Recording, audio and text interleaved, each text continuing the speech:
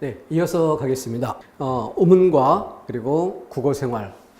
똑같이 마찬가지로 그 뒤에 이어지는 단원의 형태론, 그러니까 문법이 우문론, 형태론, 그리고 통사론. 우문론은 자음과 모음을 재료로 하는 이런 문법 현상의 영역이고요. 형태론이라고 하는 것은 그거보다 조금 더 큰 단위, 단어를 재료로 하는 그런 단원을 형태론, 그럼 문장을 재료로 하는 그런 단원을 통사론이라고 하죠. 이렇게 마찬가지로 어문론이 그 국어생활 부분에 맞춤법, 표준어 등에 이렇게 연결이 된다면은 형태론 이 부분도 그 나름대로 또 연결되는 부분이 있죠. 예를 들어서 조어법이다라고 하면 그 조어법이 오늘 이 시간에도 짚어본 두음법칙 같은 이런 경우에 한 단어지만 한 단어로 덩어리 지어 표기하지만 심리적으로는 두 단어처럼 의식을 하게 되는 남부, 여, 대 이렇게 끊어서 두 단어처럼 의식하게 되는 그런 경우, 그럼 역시 두 단어처럼 여겨지는 조건에서 두음법칙을 적용하게 되는 거죠.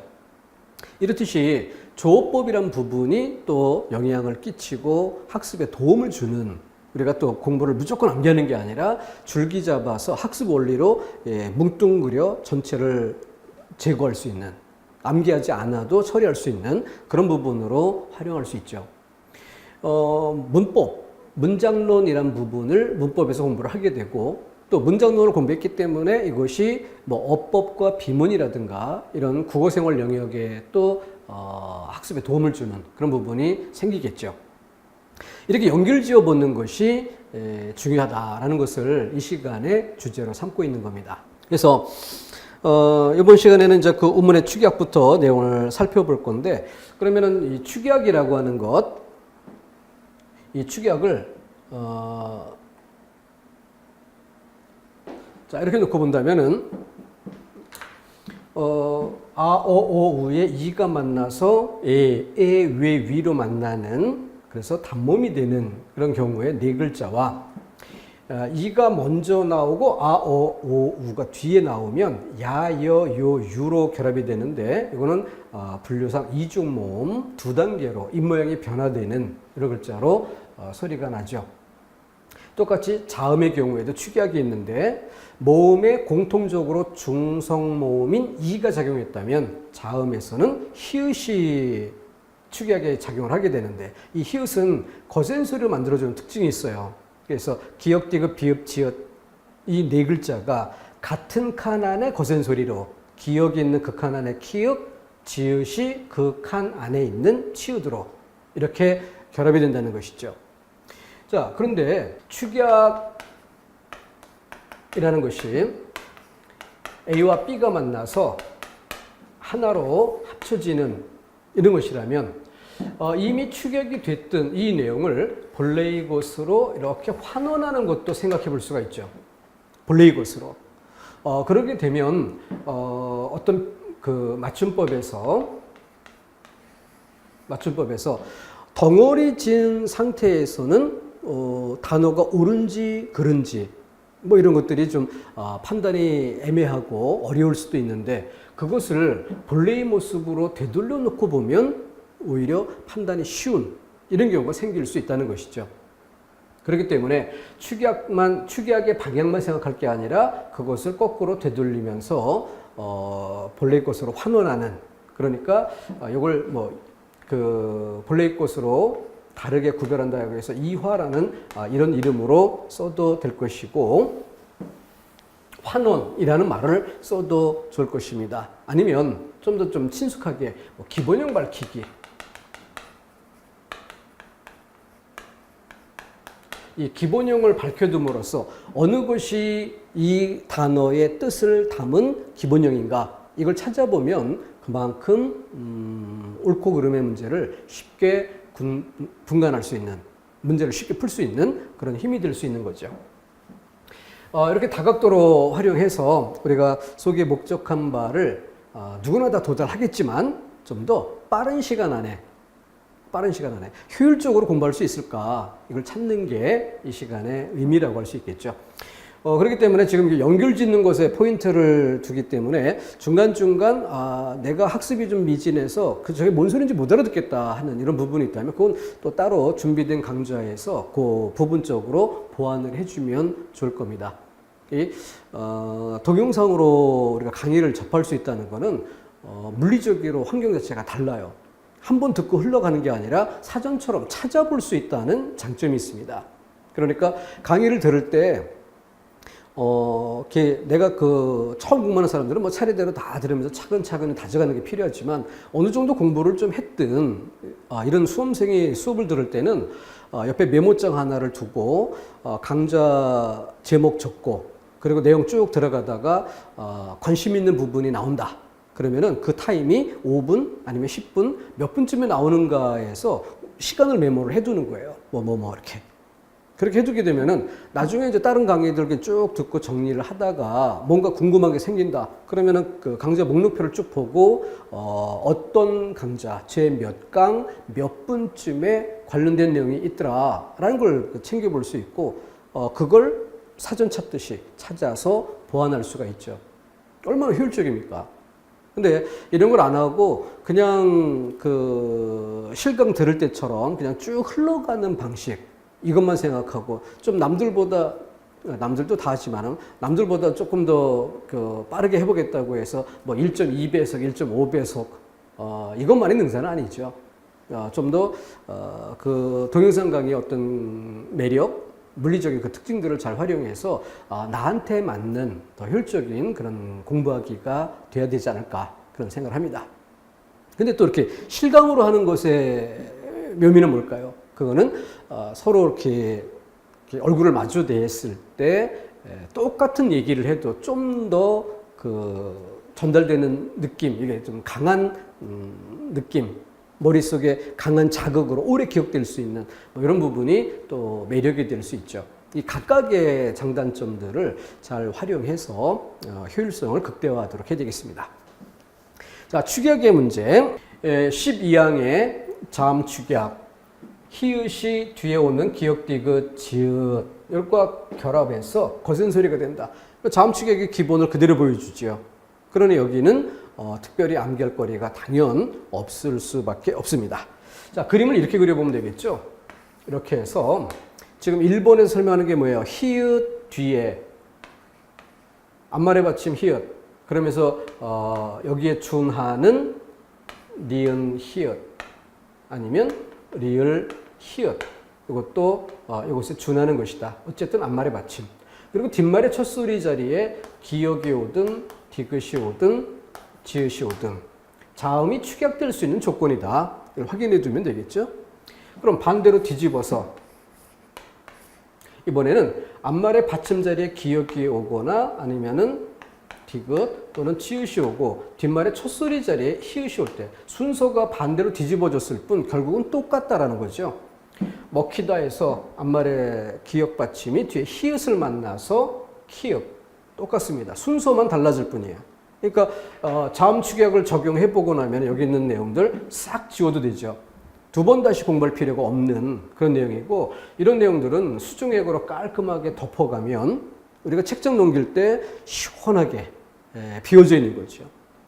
두 번 다시 반복할 필요가 전혀 없으니까. 얘가 분리가 돼 있는데 단지 차이는 뭐야? 띄었었을 때도 발음은 이어서 하니까 똑같다 그 얘기죠. 전혀 달라지지 않습니다. 다만 차이점이 조금 있다면 뭐야? 대표음이 된다는 거. 옷 할 때 대표음 디귿. 디귿이 히읗과 만나 거센 소리가 되기 때문에 티읕이 된 거죠. 두 단계 변화. 뭐 그 정도만 고려하는 것이지 전혀 새로울 것은 아니다. 그럼 2번으로 내려가면 2번. 얘는 뭐가 문제가 될까? 바로 이렇게 기역, 디귿, 비읍, 지읒 얘네들은 거센 소리가 같은 칸 안에 거센 소리가 있는데 시옷은 같은 칸 안에 된 소리, 쌍시옷은 있어도 거센 소리가 없어요. 그렇기 때문에 시옷은 쌍시옷까지만 변하는 것이 그런 거센 소리로 변할 수 없다. 자음 체계표상에서 이미 그건 불가능한 일이니까 거기까지. 그 다음 3번. 히읗 뒤에 니은이 결합되는 경우 니은으로 발음한다. 이것은 히읗하고 니은이 같은 칸 안에 거센 소리가 없지요.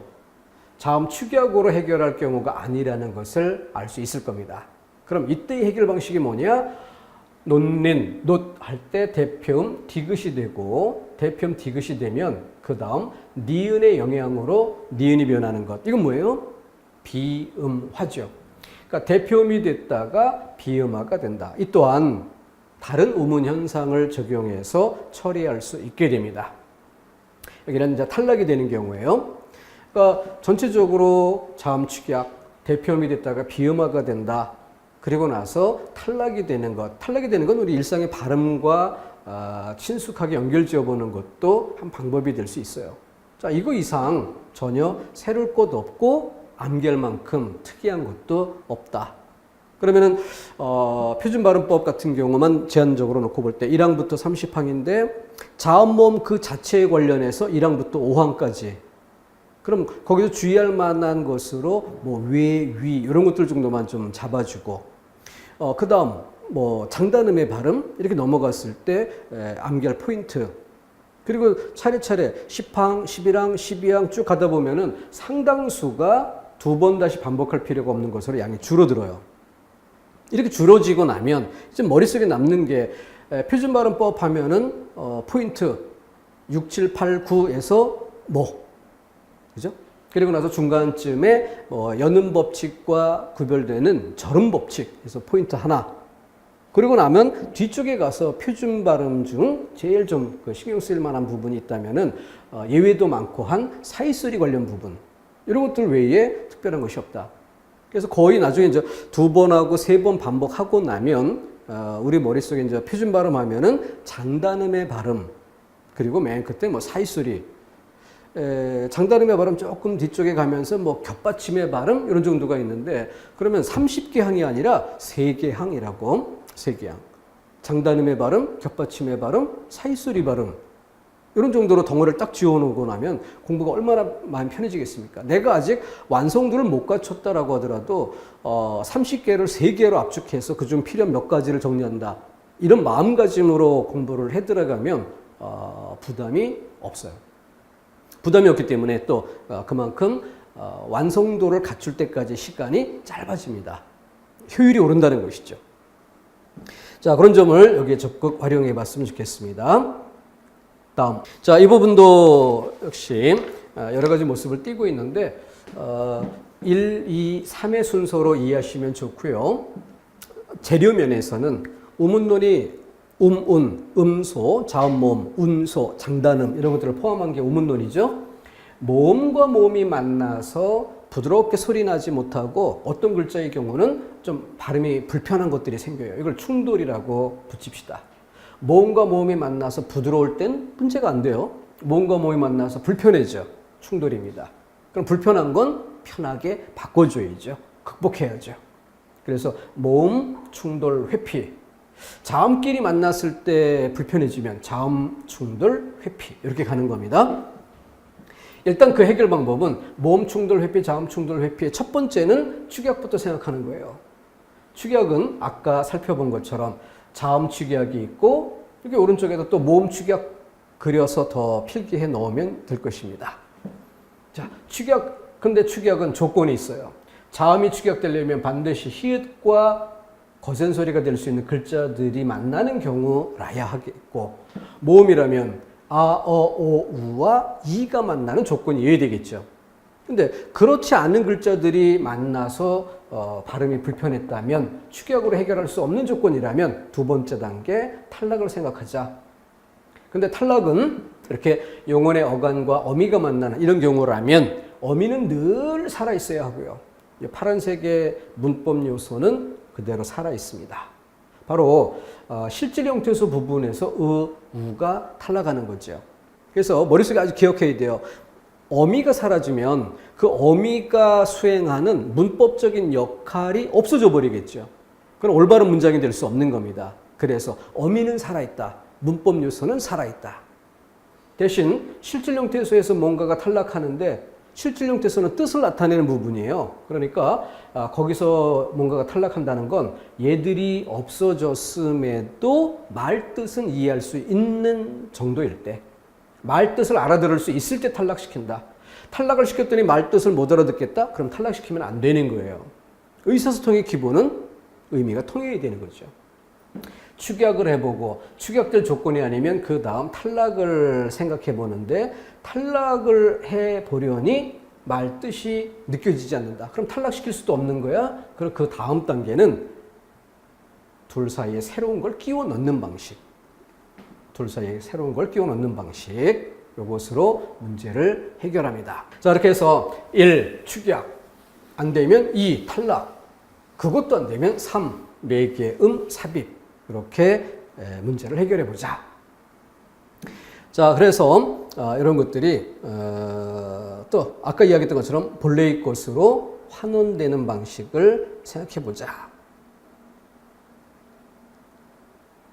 자, 그래서 18항 다음과 같은 용언들은 어미가 바뀔 경우 그 어간이나 어미가 원칙에 벗어나면 벗어나는 대로 적는다라고 되어 있네요. 적는다가 뭐야? 표기법이지. 그러니까 지금 우리 음운변화 현상을 지금 쭉 연결 지으면서 주로 많은 양 나왔던 것이 표준 발음법이었어요. 그죠? 근데 적는다는 표준 발음이 아니라 표기법, 맞춤법 영역입니다. 맞춤법 18항인 거예요. 표준 발음법이 아니라. 자, 어간의 끝 시옷이 줄어질 적. 그래서 그따 만나서 시옷이 없어졌어요. 어간의 끝 우가 줄어질 때 푸다의 어가 만나 푸어가 우가 없어진 거죠. 그리고 쓰다 아까 썼던 것처럼. 그다음에 어간의 끝 비읍이 우로 바뀔 적 해서 깊다 기워. 자, 근데 이 부분을 이해하는 데는 참고로 고전 문법이 조금 도움이 됩니다. 고전법 끼워놓으면 또 괜히 머리 아프다, 골치 아프다 이렇게 생각하시는 분들은 여기서 맥을 끊고 건너뛰어도 돼요. 근데 한번 흘려듣는 것도 괜찮겠죠. 고전문법에 뭐가 있느냐면은 시옷이 반침이 되는 이게 어떤 경우가 되느냐면은 앞에 유성음이 있고 뒤에 유성음이 오면 뒤에 어미를 만나거나 이런 등등의 조건에서 유성음과 유성음 사이에 끼게 되는 거죠. 그러면 얘가 앞에 유성음, 뒤에 유성음 이 영향으로 견디지 못하고 시옷에 상응하는 유성음인 반침으로 변하는 겁니다. 근데 이 반침은 오늘날 우리가 안 쓰는 것처럼 세월이 흐르면서 이 글자가 없어지는 거예요. 그러니까 얘가 이렇게 변했다가 얘가 소실문자가 되니까 그러면서 없어지는 이런 과정을 밟게 된 겁니다. 이걸 굳이 공부할 필요가 있을까? 사실은 요것 때문입니다. 이런 경우처럼 유성음과 유성음 사이에 비읍이 끼었어요. 그럼 어떻게 돼? 양쪽의 영향을 받아서 얘도 얘에 상응하는 유성음의 성질을 띈 것으로 바뀌어야 하는 겁니다. 그게 바로 순경음 비읍이에요.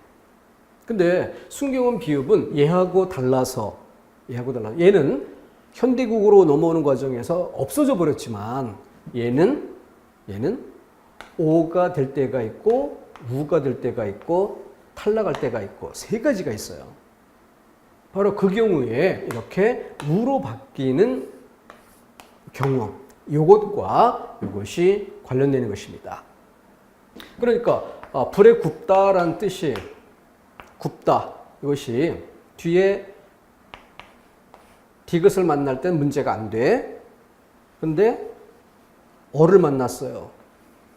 그러면 이 비읍 입장에서는 앞에 모음이 있는데 뒤에도 모음이 오는 거야. 모음과 모음 바꿔 이야기하면 유성과 유성음 사이에 샌드위치 된 거죠. 그러니까 얘가 어떻게 돼? 구의 순경음 비읍 이렇게 바뀐 거죠. 그러다가 뒤에 글자와 어울리는 오나 우로 바뀌는데 뒤에 글자와 어울릴 수 있어야죠. 그러니까 오가 오면은 오하고 어가 이렇게 글자가 안 되니까 우가 돼서 비읍이 순경음 비읍이 우로 바뀌고 본래 있었던 어가 와서 구워 이렇게 바뀌는 과정을 거친 겁니다. 자, 그런 식으로 해서 이렇게 바뀌는 것들이 설명이 될 수 있다.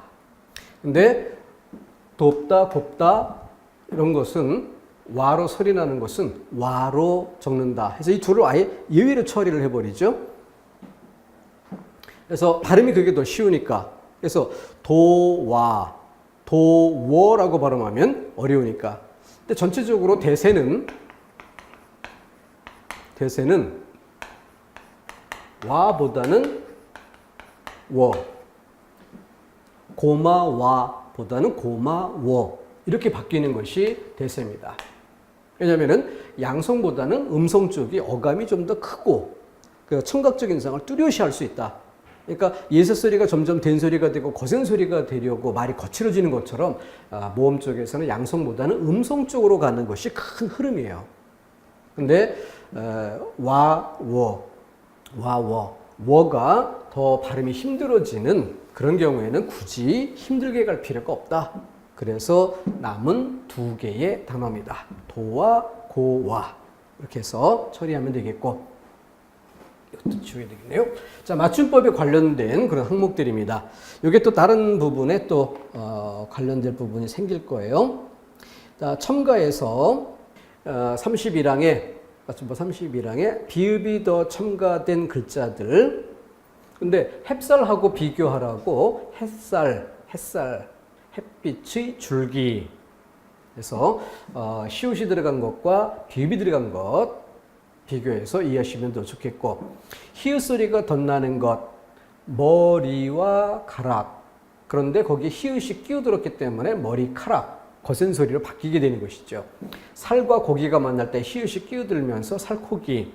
이것도 고주문법을 공부해야 하는 직종에서는 그 중세국어 공부할 때 히읗 덧생김 체언, 기역 덧생김 체언 이 항목에 관련이 되어 있습니다. 연계지어 공부할 필요가 있고 모든 직종에서 공부해야 되는 건 아니에요. 자, 그러면서 파생어 쪽에서 숙회 수 뒤에 히읗이 발생된 경우, 수탁, 수 뒤에 히읗이 발생이 되어 거센 소리가 되는 경우, 역시 맞춤법이나 아니면 표준어 등에서 미리 처리해서 암기하도록 많이 다뤄집니다.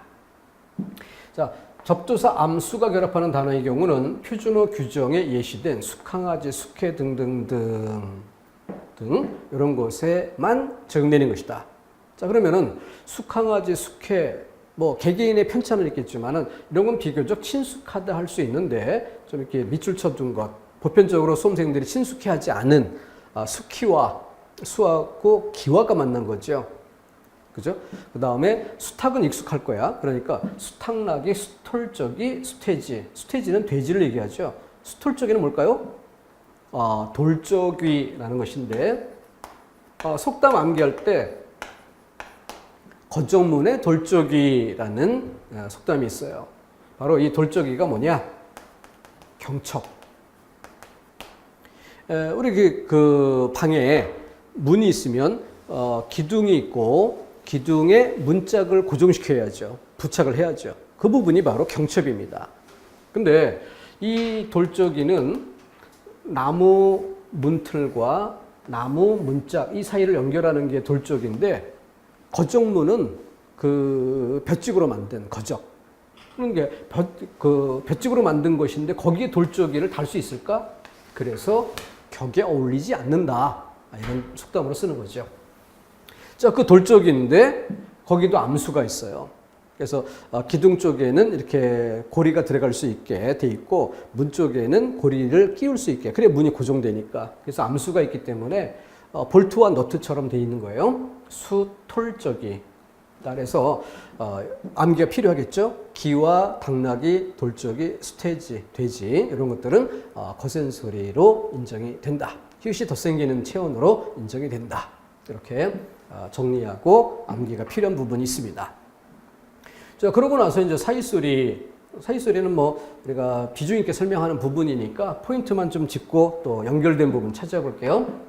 사이소리 1은 발음상 된소리가 되는 경우입니다. 사이소리 2는 발음상 니은음이 생기는 경우, 물론 니은 하나만 생기는 게 아니라 니은 두 개가 생기는 게 있어요. 니은 두 개가 생기는 경우는 어떨 때 앞말에 받침이 없어서 받침자리 니은이 생길 수 있는 여지, 뒷말에 첫소리 자리도 비워져 있어서 여기도 이렇게 니은이 생길 수 있는 자리. 그래서 앞뒤 할 때 뒤, 그리고 윷놀이 할 때 윷, 그러다 보면 뒷윷 해서 니은 이렇게 두 개가 생기는 이런 경우가 있다. 니은 덧생김 또는 니은 덧생김. 된소리가 되는 경우, 니은이 생기는 경우, 명사와 명사가 만날 때만 사이소리가 인정되고요. 앞에는 무조건 유성음으로 끝난 경우만 인정됩니다. 따라서 사이소리는 유성음 아래에서만 생긴다. 국가직 시험 같은 경우에는 이게 예시된 단어 중심으로 출제하는 게 아니라 원리를 서술형으로 풀어놓고 그 서술형으로 풀어진 설명이 맞는가 틀리는가 이렇게 질문하는 방법이 많이 쓰이죠. 수능에 출제되던 방식이 이제 국가직에는 많은 영향을 주고 있는데 유성음 아래에서만 발생된다. 그리고 뒤에 무서운 예사소리일 때 된소리가 될 수 있는 예사소리가 된소리로 발음되는 것 사이소리 1. 앞뒤가 다 유성음이기 때문에 중간에 니은이 끼어드는 것 사이소리 2. 그래서 해당되는 단어를 오른쪽에 예시하고요. 그래서 표기법, 시옷을 적어준다까지. 거기 비춰 대족은 1번의 조건에 어긋나든 2번의 조건에 어긋나든 1, 2번의 조건 다 해당돼도 3번의 조건에 어긋나든 세 가지 조건을 모두 만족하지 못하면 사이소리가 아니다. 이렇게 해서 비교되죠. 굉장히 중요한 그림입니다. 여러 번 반복해서 정리해 주실 필요가 있겠고, 자, 이것이 국어 생활에는 어떤 부분에 영향을 줄까요? 자, 30항이라고 되어 있네.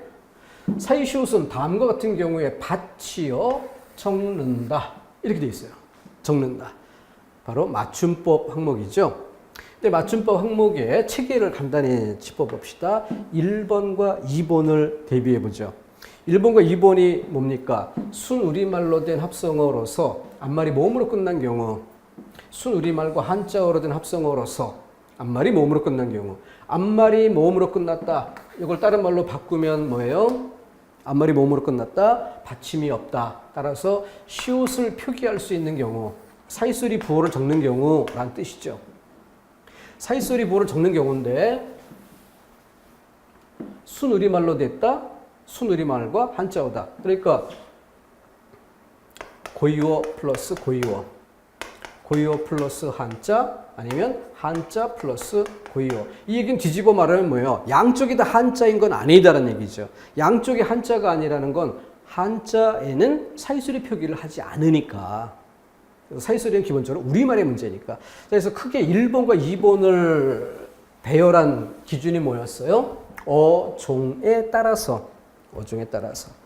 그 다음 어종의 범위 안에서 동그라미 1, 2, 3번을 봅시다. 1번 뒷말의 첫소리가 된소리로 나는 것 사이소리 1입니다. 여기서도 뒷말의 첫소리가 된소리로 나는 것 사이소리 1입니다. 동그라미 2번 뒷말의 첫소리 니은 미음 앞에 니은이 덧나는 것, 니은율이 덧나는 것 사이소리 2번이죠.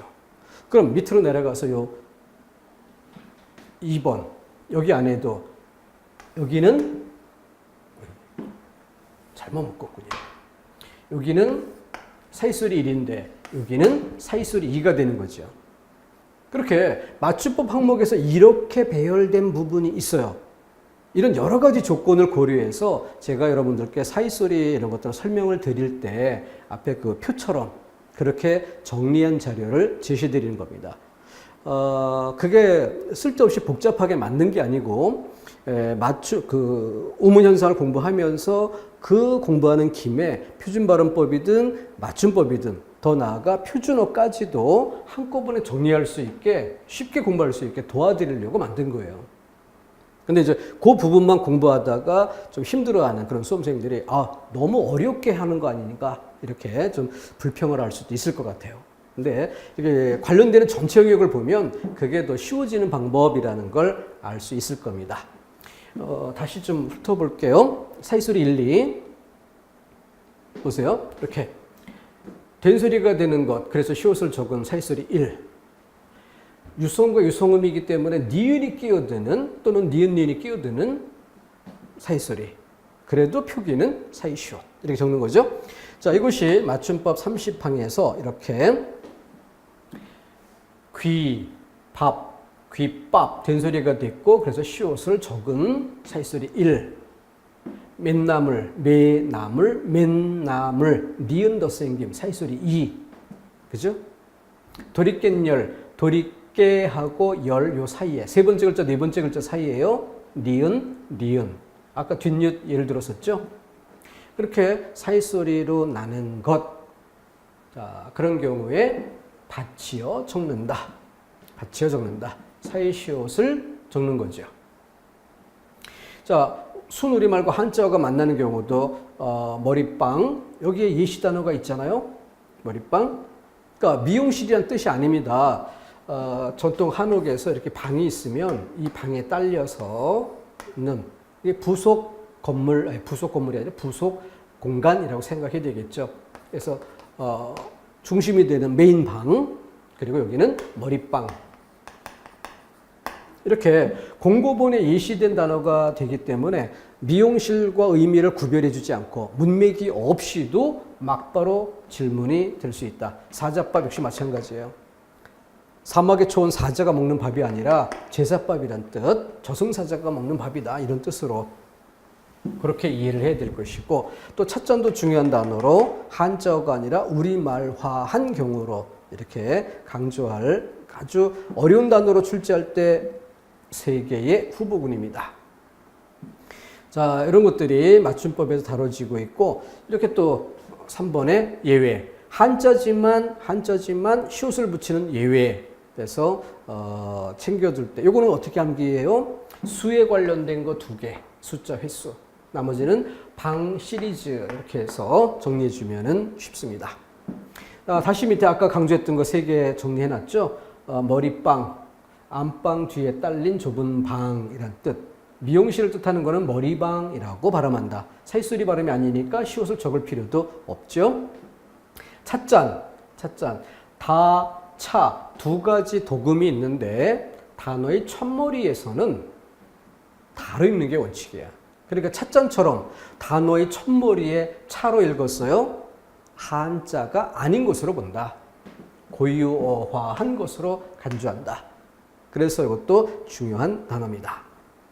다음 밑에 12항, 항이 순서를 거꾸로 가나요? 그게 아니고 표준어입니다. 표준어. 자, 여기서 웃, 윗, 위에 맞추어, 윗으로 통일한다 이렇게 했는데 이 부분은 어떻게 정리하느냐? 1단계, 2단계. 1단계는 뭐냐면 위하고 아래하고 의미상 대립이 있는가? 위아래 대립이 있어야 위라고 쓸 수 있겠죠. 그래야 윗을 넣어서 쓰든 넣지 않고 쓰든 이 문제가 걸리는 거예요. 그럼 위아래 대립 자체가 성립이 안 되면 그때는 웃으로 쓰는 거죠. 위아래가 아니니까 이렇게 적을 필요가 없는 겁니다. 그럼 그에 해당되는 거 먼저 정리할 때 위아래 대립이 없는 것, 우돌은 아래어른이란 말이 없으니까, 그죠? 웃돈, 아랫돈이란 말이 없으니까 그래서 웃이라고 쓴다. 쉽게 공감이 될 수 있는 단어죠. 주의할 단어 우옷. 아래옷 있지 않느냐? 그러면 웃옷, 아래옷이라고 할 때는 윗돌이, 아랫돌이라는 말을 씁니다. 이것은 겉옷이란 뜻으로 쓸 때의 단어예요. 그래서 이거 정도는 암기해 주는 게 좋고, 그 다음 나머지 부분을 정리할 때 그때 뭐겠어요? 시옷을 썼다는 건 사이소리란 얘기죠. 이걸 시옷을 쓰지 않았던 건 사이소리가 아니란 얘기인데, 그러면 어떤 경우? 된소리, 거센소리. 예사소리가 된소리로 변해야 사이소리지 원래부터가 된소리라면 사이소리가 아닌 거죠. 그렇죠? 그래서 여기 보세요. 시옷 안 쓴 애들 쭉 보면은 짝, 쪽, 채, 층. 원래부터 된소리, 원래부터 거센소리. 그러니까 시옷을 안 쓰는 거야. 사이소리 조건이 안 되니까. 그죠? 된소리, 거센소리. 그래서 요거는 사이소리 조건이 될 때라는 기준으로 윗넓이, 니은 앞에서 니은 들어가죠. 니은 들어가죠. 그죠? 윗동아리, 된소리 되죠. 그죠? 이렇게 니은 덧생김이거나 된소리가 되는 사이소리라는 조건으로 나머지를 처리할 수 있죠. 사이소리를 공부했기 때문에 이 부분에서 공부할 단어는 암기할 거 하나. 요거밖에 없다. 참고로 서울시 시험 같은 경우에는 맞춤법이나 표준어에 예시된 단어를 마치 고유어 문제처럼 이렇게 뜻풀이 쪽으로 또 풀어가는 그런 특징이 간간 나타납니다. 위치마는 뭘까요? 치마를 위에 입어요? 아래 치마, 위치마? 아닙니다. 이 위치마라는 이 단어는 도리깨라는 이렇게 나무 긴 장치가 있고 끝에 연결을 해서 이렇게 해서 콩이나 이런 것들을 떨 때 콩깍지 딱딱하죠. 말린 것을 손으로 일일이 다 까기엔 너무 번거로우니까 이런 걸로 막 두드립니다. 그러면은 깍지가 터지면서 콩 알맹이들이 잘 떨어지죠. 이거 할 때 쓰는 이걸 위치마라고 하는 거예요. 그래서 사람이 입는 옷의 치마가 아닙니다. 자, 이런 식으로 해서 표준어에도 관련된 영역을 볼 수 있겠다.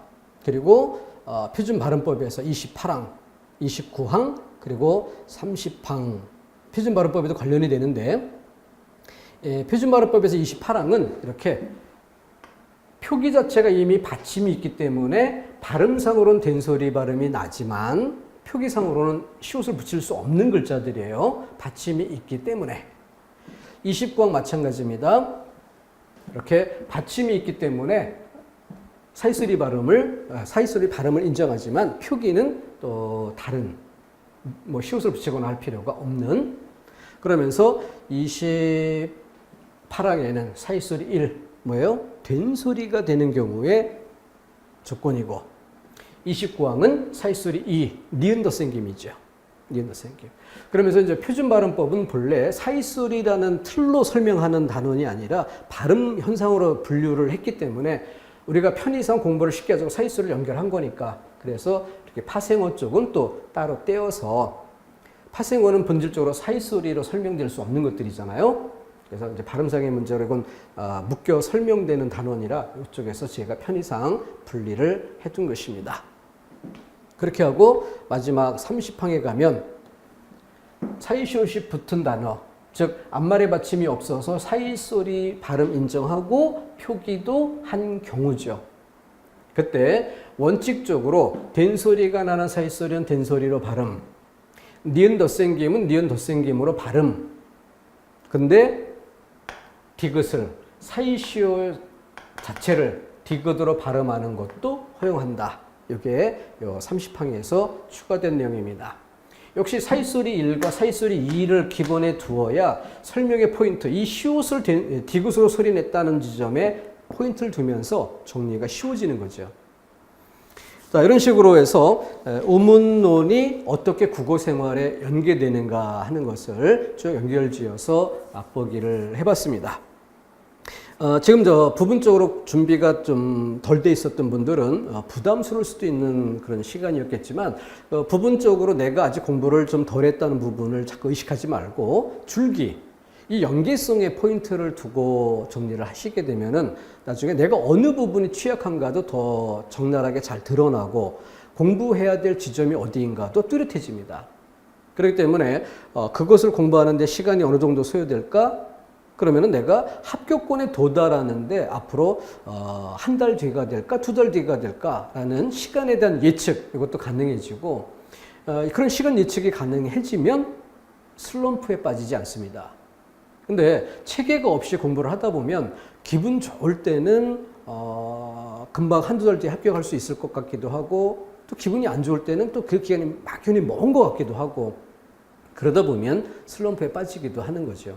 그래서 이게 전체 체계를 알고 그 속에 내가 공부할 위치가 뭐냐 이런 목표를 뚜렷하게 끌어내는 이런 작업들이 우리의 학습 과정을 충실하게 해주고 합격에 도달하는 시간을 줄이는, 앞당길 수 있게 해주는 그런 힘이 되는 것입니다. 자, 그런 점을 좀 적극 활용해 보자 하는 뜻에서 이 시간 배치를 해봤고요. 다시 한번 이렇게 우문 변화 현상 전체를 한 페이지로 그려본 겁니다. 이걸 또 익숙하게 한번 연습해보자. 읽기 위주로 공부한다는 뜻에서 문제 배치한 거예요. 미리 다 답 보고 표시부터 한 다음에 공부를 하는 방법이 있고요. 또 여기 우문 현상이나 이런 것들이 적용된 그런 시험 문제의 경우는 선택지마다 옆에 어떤 우문 현상인지를 제목을 적어주는, 이것도 공부 방법의 하나입니다. 그렇게 한 상태에서 빠르게 읽게 되면은 이 한 페이지 안에 전체 영역을 망라하고 있기 때문에 전체가 한눈에 다 들어오고 머릿속에 딱 틀이 잡히죠. 그랬을 때 내가 더 이상 공부하지 않아도 좋을 만큼 익숙한 부분과 아직 조금은 좀 미흡하다, 보완이 필요하다라는 부분이 골라지게 되는 거고요. 그런 상태에서 남은 시간을 활용하는 것이 효율적이지 않겠는가, 그런 점을 좀 적극 고민해 봤으면 좋겠습니다. 그래서 이 보조자료 2개와 그리고 이제 우문 현상 하나하나를 관련되는 표준발음법, 맞춤법 관련된 부분들을 배치해 본 프린트, 이렇게 3종으로 2시간 정리를 해봤습니다. 앞으로 이런 부분들이 여러분들의 학습에 좀 더 그 시간을 줄이는 데 도움이 되면 좋겠습니다. 고생하셨습니다.